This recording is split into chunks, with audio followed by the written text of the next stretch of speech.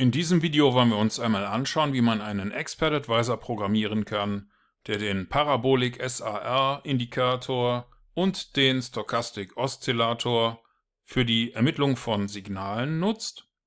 Also lassen Sie uns einmal schauen, wie man so etwas in MQL4 programmieren kann.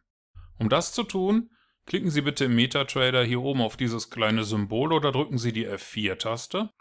Das ruft dann hier den Meta-Editor auf. Und hier habe ich bereits eine vorprogrammierte Version vorbereitet. Wir starten mit einem Include-Befehl. Der wird uns jeweils einmal für den Parabolic SAR Indikator und einmal für den Stochastic Oszillator aufrufen. Wir ermitteln ein Trading-Signal und ein Filtersignal. Das Trading-Signal verwendet eine Funktion mit dem Namen checkEntry_SAR und für das Filtersignal nutzen wir checkEntry_Stochastic. Und immer wenn das Trading-Signal auf Kaufen steht und der Filter das auch tut, dann möchten wir prüfen, ob wir offene Positionen haben. Das wäre der Fall, wenn Orders Total 0 ist, denn wenn Orders Total einen Wert von 0 zurückgibt, dann haben wir keine offenen Positionen und dann möchten wir Order Send nutzen, um für das aktuelle Währungspaar eine Kaufposition für 10 Microlot zu eröffnen. Im anderen Fall, wenn das Trading-Signal auf Verkaufen steht und der Filter das bestätigt, dann prüfen wir ebenfalls, ob wir keine offenen Positionen haben. Und wenn das so ist, dann nutzen wir Order Send, um für das aktuelle Währungspaar eine Verkaufsposition für 10 Microlot zu eröffnen. Zum Schluss nutzen wir noch den Command-Befehl, um unser Signal für den SAR-Indikator und für den Stochastic Oszillator auf dem Chart auszugeben. Für diese Funktion hier gehen wir jetzt ins zweite Modul. Die Funktion gibt einen Textwert zurück, ist vom Typ String und heißt checkEntry_SAR. Wir erstellen uns hier zunächst eine Signalvariable vom Typ String. Und jetzt ermitteln wir mit Hilfe der eingebauten ISAR-Funktion für das aktuelle Währungspaar und die aktuell auf dem Chart eingestellte Zeiteinheit für diese Standardwerte den aktuellen Preis für Kerze 0. Und immer wenn der ermittelte Wert kleiner ist als der Schlusspreis von Kerze 0, was der aktuelle Preis ist, dann ist das für uns ein Kaufen-Signal und dann weisen wir den Begriff bei unserer Signalvariable zu. Im anderen Fall, wenn der Wert größer ist als der Schlusskurs für Kerze 0, dann ist das für uns ein Verkaufen-Signal und dann weisen wir den Begriff Sell unserer Signalvariable zu. Zum Schluss nutzen wir noch den Return-Befehl, um unser Signal an das Hauptmodul zurückzugeben. Für den Filter nutzen wir eine Funktion mit dem Namen checkEntry_Stochastic. Auch hier benötigen wir ein Signal vom Typ String.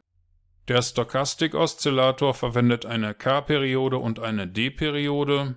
Und wir können jetzt mit der Funktion iStochastic die Werte ausrechnen. Wir tun das für das aktuelle Währungspaar auf dem Chart und die auf dem Chart ausgewählte Zeiteinheit. Wir verwenden hier die oben festgelegten Werte 5, 3 und 3, denn das sind auch die Standardwerte, die man sieht, wenn man den Mauszeiger einmal über den Stochastic Oszillator hält. Wir nutzen Mode_SMA, das steht für Simple Moving Average. Diese 0 hier bestimmt, dass wir das anhand der Höchst- und Niedrigstpreise errechnen möchten. Für den K-Wert nutzen wir hier Mode Main und das Ergebnis hätten wir gerne für die aktuelle Kerze 0. Die zweite Zeile sieht ähnlich aus. Hier unterscheidet sich lediglich die Variable. Und für die zu ermittelnde Kerze nutzen wir hier die Kerze 1. Dann wiederholen wir das Ganze nochmal, diesmal für Mode Signal. Damit lässt sich sowohl der aktuelle D-Wert als auch der Wert für Kerze 1 berechnen. Und immer wenn der aktuelle K-Wert kleiner ist als 20 und das für den D-Wert auch zutrifft, dann möchten wir prüfen, ob der K-Wert 0 größer ist als der D-Wert 0 und ob das für Kerze 1 noch andersrum war. Wenn das so ist, ist das ein Kaufen-Signal, dann weisen wir unserer Signalvariable den Wert bei zu. Im anderen Fall prüfen wir, ob der aktuelle K-Wert größer ist als 80 und das für den D-Wert auch zutrifft. Und wenn das der Fall ist, dann möchten wir wissen, ob der aktuelle K-Wert kleiner ist als der D-Wert und ob der für Kerze 1 noch größer war. Denn dann wäre das ein Verkaufen-Signal und dann weisen wir den Begriff Sell unserer Signalvariable zu. Zum Schluss nutzen wir den Return-Befehl, um unser Signal an das Hauptmodul zurückzugeben. Das ist das Modul mit der OnTick-Funktion hier.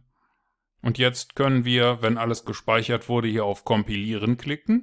In meinem Fall hat das funktioniert, aber wenn Sie keine Ahnung haben, was diese Codezeilen hier bewirken sollen oder wenn das alles zu schnell für Sie ging, dann möchten Sie sich vielleicht zunächst ein paar andere Grundlagenvideos aus dieser Videoreihe einmal anschauen.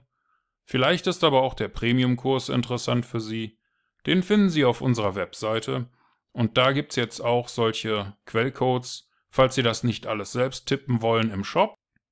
Wir sind hier erstmal fertig und jetzt können wir hier oben klicken oder die F4-Taste drücken, um in den MetaTrader zurückzukehren. Und ich habe im MetaTrader schon mal den Indikator auf das Chart gezogen. Wie Sie sehen, sind das hier unsere Standardwerte, die wir auch verwenden. Das gleiche habe ich hier mit dem Stochastic Oszillator gemacht. Und jetzt klicke ich mit der rechten Maustaste in das Chart und wähle Vorlage speichern und speichere das Ganze unter dem Namen tester.tpl.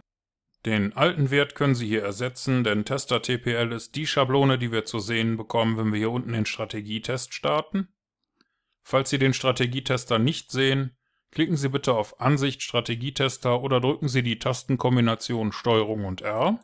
Hier wählen wir dann die neue Datei standalone SAR stochastic.ex4 aus, markieren den visuellen Modus und starten unseren Test. Hier läuft unser Expert Advisor auch schon los. Ich beschleunige das Ganze jetzt mal und man kann sehen, dass im Hintergrund bereits erste Positionen eröffnet worden sind. Unser Expert Advisor funktioniert also und Sie haben in diesem kurzen Video gelernt, wie Sie einen Expert Advisor für den Parabolic SAR Indikator und für den Stochastic Oszillator programmieren können. Und Sie haben das selbst getan mit diesen paar Zeilen hier in MQL4.